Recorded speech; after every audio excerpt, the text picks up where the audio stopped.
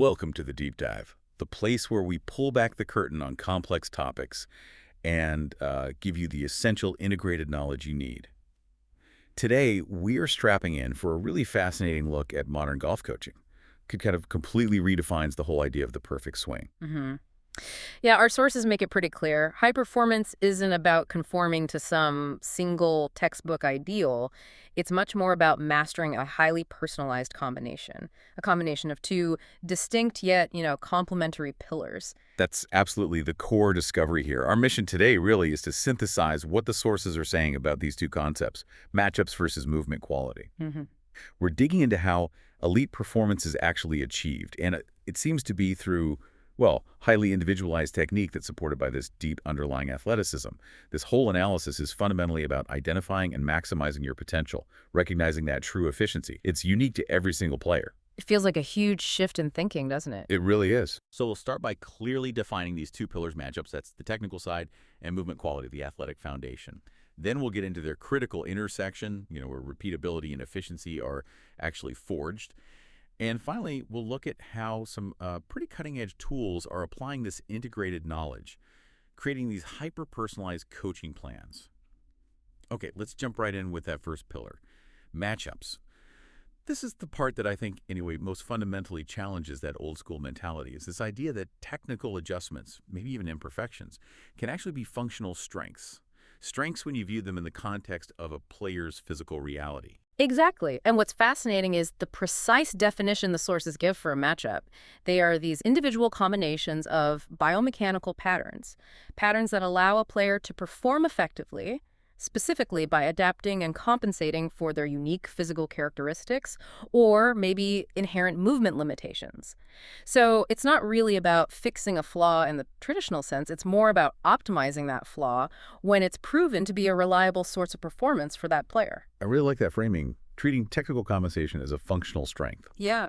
But how does this actually show up, like, practically? Where do coaches look for these personalized adjustments? Well, it starts right at the beginning, at the address position. We see matchups in the personalized setup, variations in grip width, ball position, alignment, things that need to match the player's unique body structure and their mobility profile. Okay, makes sense. And I guess that carries right into how the hands work, too.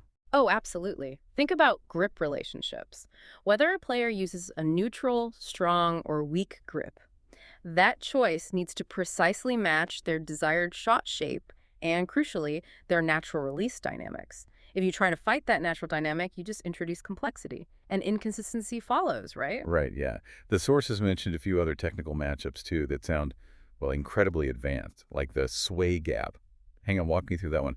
Sway usually sounds like a bad word in golf. Traditionally, yes, it does. But here, it's more of an analytical term. The sway gap is the analysis of the difference between the lateral motion of the upper body, the thorax, and the lower body, the pelvis, during the swing, both backswing and downswing. For some players, a specific amount of difference in that lateral motion, that's the gap, it's actually a highly functional compensation. They might use it for power generation or maybe for achieving better club path control. So you optimize that specific movement for them rather than just trying to eliminate it because it's their engine. Okay, that makes a lot more sense. So instead of just saying stop swaying, you teach the player how to use their specific sway optimally. Exactly. And the sources also highlighted the role of ground reaction forces GRF as another key matchup. Yes, that GRF point is crucial. This is essentially how the player interacts with the ground, how they push off it to accelerate the club and stabilize the whole motion. Analyzing those specific force profiles, like how they press down, how they rotate, how they use that vertical force, that's one of the most personalized matchup adjustments you can make. It really dictates efficiency. So the key takeaway then, especially for a skilled player who already has a kind of unique but effective swing, is that the coach's job shifts. It's less about reconstruction and more about refinement. Precisely. For those skilled amateurs or even professionals who've already developed these unique compensatory patterns, the goal becomes identifying and actually protecting the matchup that delivers performance, rather than trying to break it just to fit some single arbitrary textbook mold. Okay, so that covers the technique side, the sort of individual expression of the swing. But let's shift gears to the engine driving all that. What did the sources say about the foundational athleticism? They termed it movement quality, right? Right. Movement quality is the other absolutely critical half of this equation.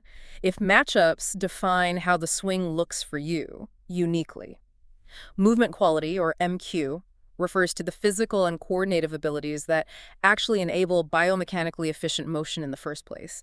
It basically defines the player's raw potential, regardless of whether that potential is currently being expressed in their technique right now.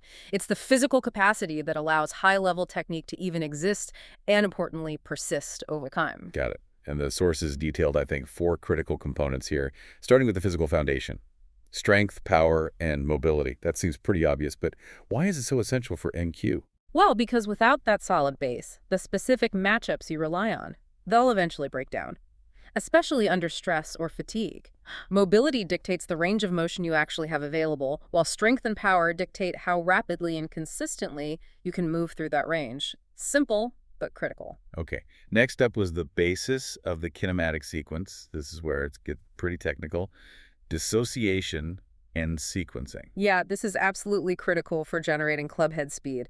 Dissociation is essentially the ability to move the pelvis, the thorax, and the arms independently of each other. Good movement quality means a player can achieve the correct sequencing, that whip-like action we talk about, moving these segments in the right order at the right time, to transfer energy optimally up the chain to the club head. Poor dissociation means the swing often feels blocked or restricted, no matter how good the player's technical matchups might seem. Okay. Then you need the ability to control all that speed you generated. The components listed were balance and coordination. Absolutely essential. These are vital for stability throughout the entire motion, but particularly through the impact zone. Stability there directly translates into contact quality. You can swing fast, but if you're off balance, impact suffers. Right. And there was a fascinating detail about the player's past, too. Athletic background. How does that fit in? Yeah, that was interesting. Early athletic experiences, playing baseball, tennis, soccer, whatever it might be, actually seem to shape a player's motor learning capacity, how easily they pick up new movements. And it also impacts their physical resilience later on. So this background can fundamentally alter how quickly and effectively they might adopt new movement patterns in golf. Wow. Okay, finally, how do we tie this foundation back to reality? The sources called it tracker truths. That's the objective measurement, the proof in the pudding, so to speak. This is the hard performance data you get from launch monitors like TrackMan or GC Quad. Things like verifiable numbers on ball speed, spin rate, attack angle. The movement quality defines the potential, right? But the tracker truths prove whether that potential is actually being realized consistently on the course. So if we connect this back to the long-term picture, it really sounds like movement quality is maybe the key determinant of career longevity. I think it largely is, yes. Without good MQ, maintaining consistency and power becomes extremely difficult over time, and that often results in compensation-based injuries. MQ determines not just long-term development potential, but critically, physical resilience. Think about it. If a player's matchup relies heavily on, say, high spinal rotation, but they physically don't possess good thoracic mobility, that's poor MQ, they're constantly stressing tissues beyond their capacity. That's a recipe for breakdown. Okay, right. Let's really try to unpack this now. We've got the unique technique, the matchups, and then the underlying physical potential, the movement quality. Where do these two pillars truly intersect? What actually defines swing efficiency in this modern coaching framework? Yeah, the key lies precisely in analyzing the relationship between the two. It's at that intersection. That's where efficiency, repeatability, and crucially durability are truly defined. Real swing efficiency emerges only when those individual technical adjustments, the matchups, and the athletic capacities, the movement quality, work together seamlessly. It's about creating the most effective output for that specific body, not some idealized version. And the results they measure right there at that intersection are super specific things like club delivery and contact quality, energy transfer efficiency, and consistency. Those three are really the ultimate performance outputs, aren't they?